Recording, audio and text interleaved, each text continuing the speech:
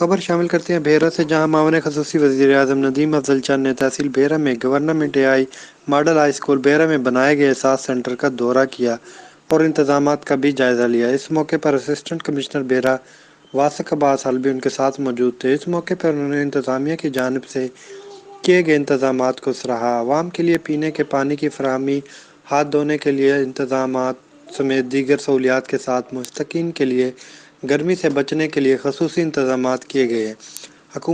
ان کا کہنا تھا کہ حکومت عوام کے لیے بہتر سے بہتر اقدامات کرنے کے لیے ہمیشہ کوشاں ہے اور حکومت مشکل کے اس گھڑی میں عوام کے ساتھ شانہ بشانہ کھڑی ہے۔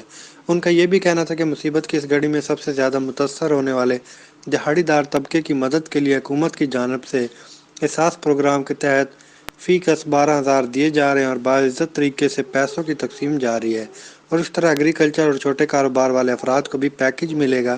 یہ ایک مصیبت کی گھڑی ہے اور جلد ہی ہم اس میں سے سرخرو ہو کر نکلیں گے۔ نوید جاوید، آواز نیوز، بھیرا۔